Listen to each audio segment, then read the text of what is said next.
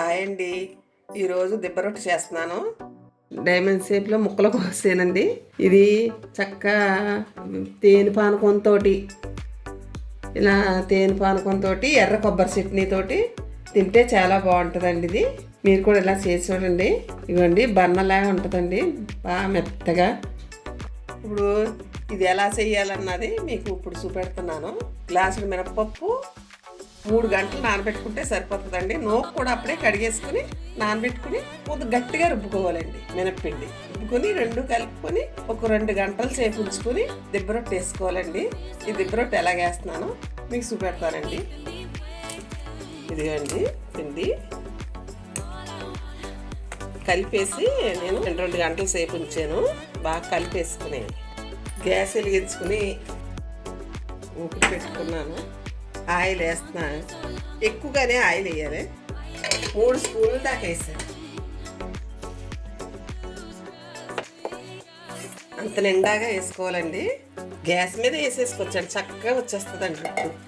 ఇది సిమ్లో పెట్టేసుకోవాలి. ప్లేట్ మూత వేసేసుకోవాలి. ఇదిగోండి రొట్టు కాలిందో లేదో చూద్దాం. ఇదిగో చుట్టూరు ఇలాగా బిగిసినట్టు వస్తుందండి, భయం లేకుండా. ఒక్కసారి ఇలా అనుకుని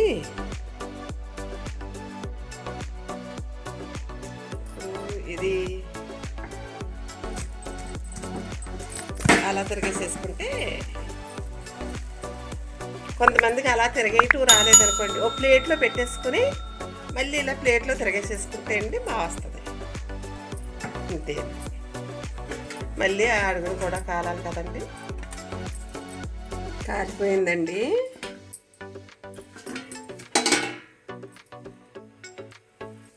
నేను ప్లేట్లో తిరగవేసేస్తాను చూడండి.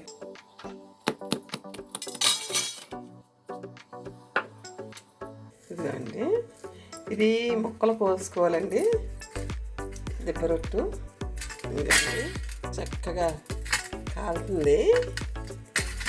అలా 2 వైపులని ఒకేలా కాలుతుందండి. ఇది కొద్ది చల్లారేక ముక్కలు కోస్తే చక్కగా వస్తాయండి.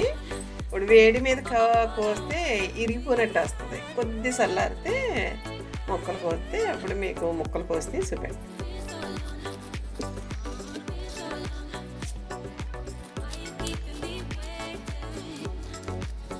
ఇదిగోండి దిబ్బ రొట్టె రెడీ అయిపోయింది.